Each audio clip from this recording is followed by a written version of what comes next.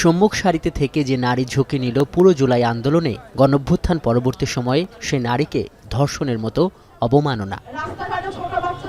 বোনের শ্বশুরের মতো অভিভাবকের হাতে মাগুরার ছোট্ট মেয়ে আসিয়া যে নির্মমতা, পাশবিকতার শিকার, তার প্রতিক্রিয়ায় নতুন আত্মপ্রকাশ করা এনসিপির এই বিক্ষোভ। সূচনা বক্তব্যে দলটির দক্ষিণাঞ্চল বিষয়ক মুখ্য সংগঠক বলেন, জুলাই পরবর্তী বাংলাদেশে বিশ্ববিদ্যালয় ক্যাম্পাসে ছাত্রী হেনস্থা কিংবা অপরাধীকে জামিনের জন্য জোর করার যে ব্যাপারগুলো দেখা যাচ্ছে, তার বিপরীতে সরকারের যে ভূমিকা তা সন্তোষজনক নয়। আমরা স্পষ্ট করে আমাদের পার্টির পক্ষ থেকে বলতে চাই, আইন শৃঙ্খলা রক্ষাকারী বাহিনীকে, সংশ্লিষ্ট মন্ত্রণালয়গুলোকে এবং এই অন্তর্বর্তীকালীন সরকারকে পুরো বাংলাদেশের প্রত্যেকটি জায়গায়, জনপরিসর থেকে সোশ্যাল মিডিয়ায় আমাদের বোনেদের সেফটি এবং সিকিউরিটি নিশ্চিত করতে হবে।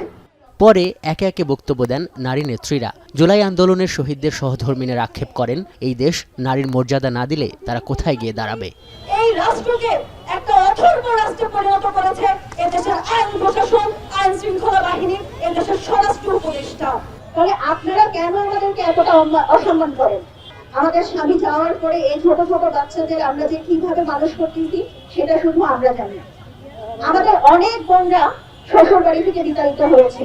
আমরা নিম্ন শ্রেণীর বস্তিবাসী যারা আছি, তারা যেন আমাদের অধিকারগুলো আমরা পাই, সেদিকে আমাদের যারা ভাইয়েরা আছে তারা যেন একটু খেয়াল রাখে, আর আমরা যেন ঠিক মতো রাস্তাঘাটে চলাফেরা করতে পারি। এই সরকারের শুধুমাত্র গ্রেফতার নয়, হাইকোর্টের মাধ্যমে সর্বোচ্চ বিচার নিশ্চিত করে বিচার প্রদান করাটাই জনগণের সঙ্গে দেখানো দরকার। আমরা নারীরা ফ্যাসিবাদের পতনের সময় যেমন মিছিলের প্রথম সারিতে থেকে আন্দোলন করে গেছি, এখনো আমরা রাজপথে থেকে আন্দোলন করে যাব।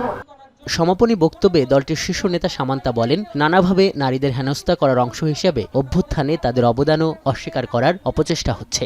আমাদের যেই ধারাবাহিক সংগ্রাম আছে, নারীদের যে ধারাবাহিক সংগ্রাম আছে, সেটাকে অস্বীকার করার কোনো উপায় নাই। অভ্যুত্থানের প্রত্যেকটি ধাপে ধাপে নারীরা তাদের যে ভূমিকা দেখিয়েছেন, তারপরও অভ্যুত্থানের পরে আমরা দেখতে পাচ্ছি এটাকে অস্বীকার করার পায় তারা চলছে। নারীদের ভূমিকা শুধুমাত্র নারীদেরকেই বলতে হবে, এই জায়গা থেকে আমাদেরকে সরে আসতে হবে। আমাদেরকে অবশ্যই দেখতে হবে আমাদের পুরুষ সহযোদ্ধারা এবং আমাদেরকে সহ নাগরিক যারা আছেন পুরুষ, তাদের জায়গা থেকে আমাদেরকে দেখতে পারতে হবে তারা কি ধরনের উদ্যোগ গ্রহণ করে। অনতিবিলম্বে ধর্ষক ও মব তৈরিকারী দুষ্কৃতিকারীদের গ্রেপ্তারের দাবি জানানো হয় এই বিক্ষোভ থেকে। আজহার লিমন, এখন, ঢাকা।